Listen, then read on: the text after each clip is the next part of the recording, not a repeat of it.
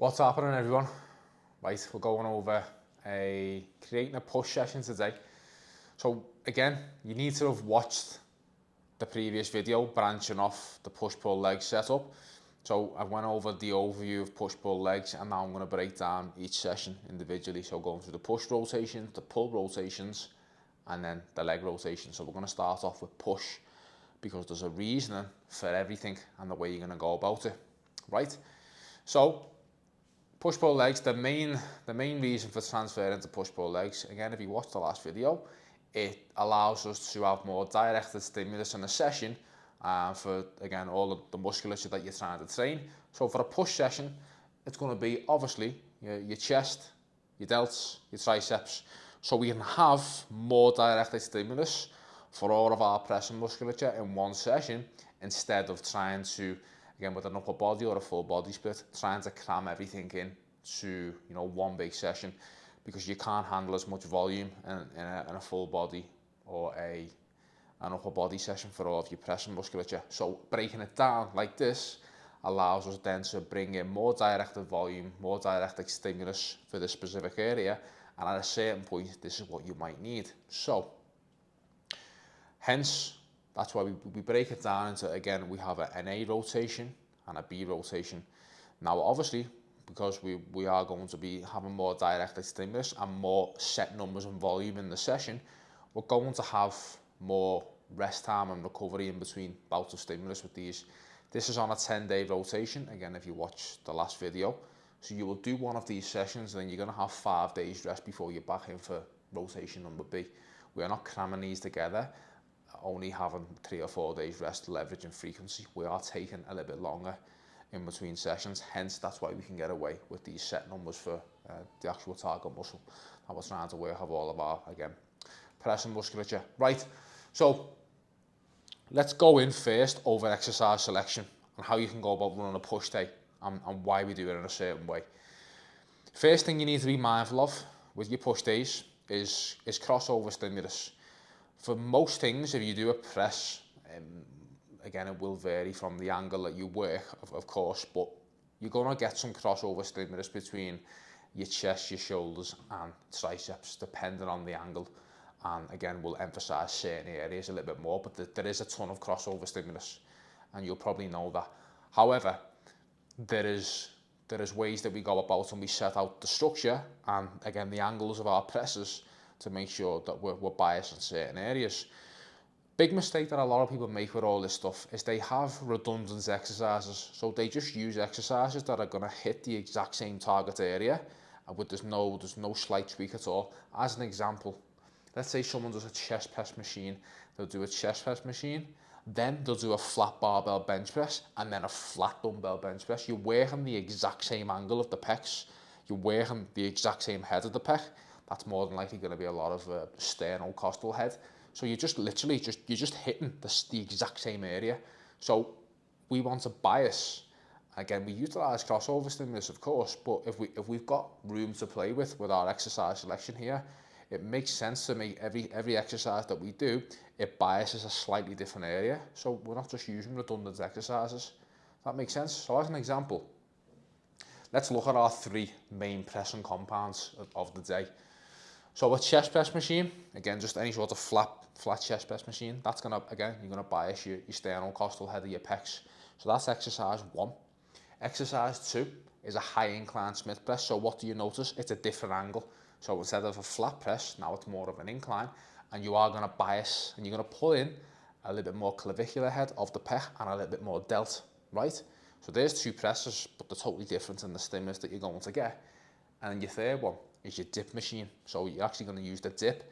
You can use it, on the other day we use weighted dip, a free weight dip, but you use the dip machine with more of an elbow tuck. So it's more of your tricep compound press because you've got that elbow tuck. So you're going to bias more sternocostal head of your pecs here, more clavicular head of your pecs here, more shoulders as well. And again, you're going to bias a little bit more tricep here as well. So you can see they're not redundant exercises. They're all biasing a certain specific area, right?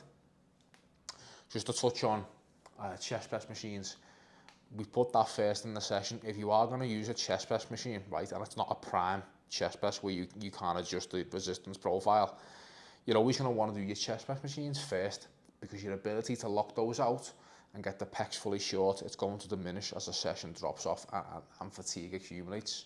So your ability to really get the most out of a chest press machine, it dips if you put it later in the session. So if you are going to do a chest press machine, do it first in the session, right? So once you've got your 3 compounds, and you get into, again, an isolated movement for the pecs. It could be a pec fly machine, some sort of cable crossover, whatever you want to do.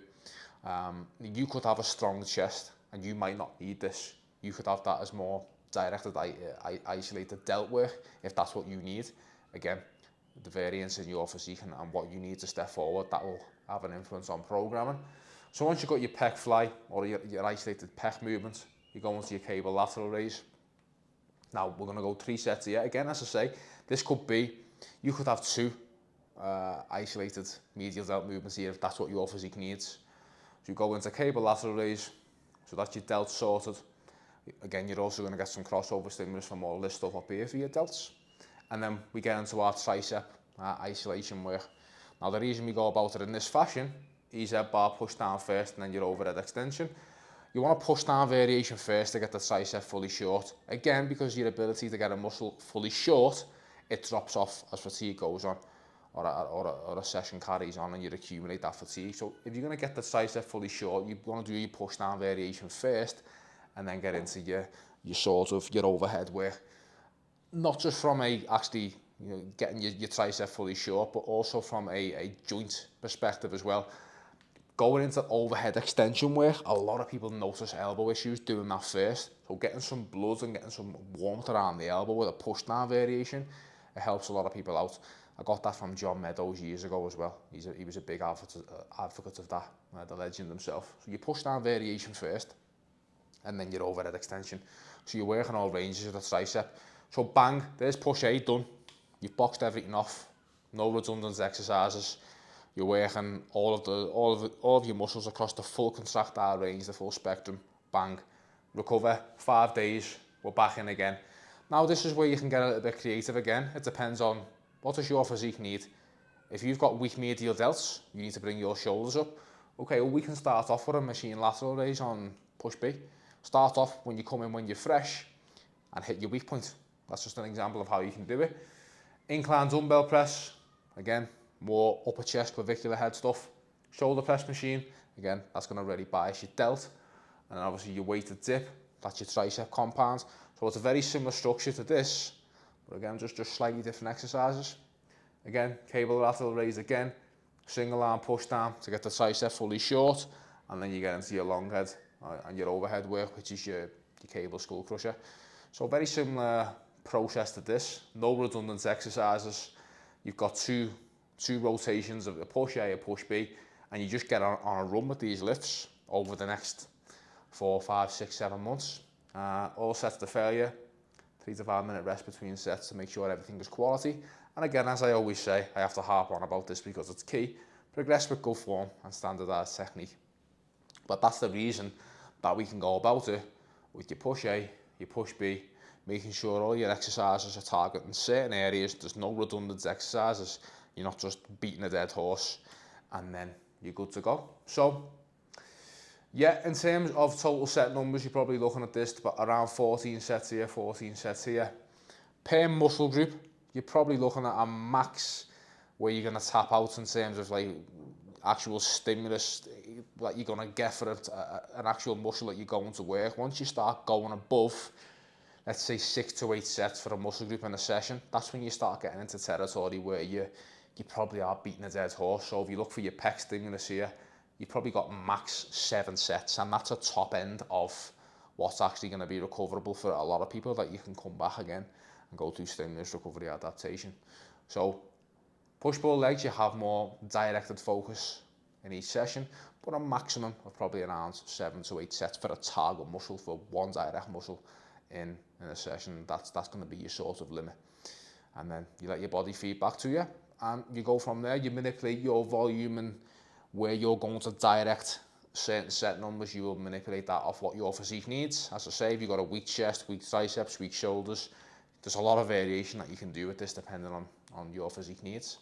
And that's the name of the game. You train to your specific needs and what your physique needs, and we progress over time. All right, so let me know what you think. Any questions, let me know. The next video next week will be on creating a pull session.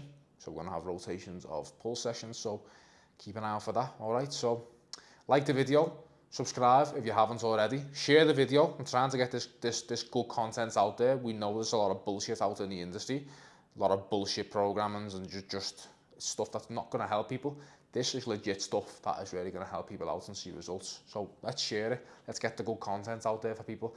Let's get this channel growing, because you know we want to get some good training info out there and get rid of all the shit that's out there.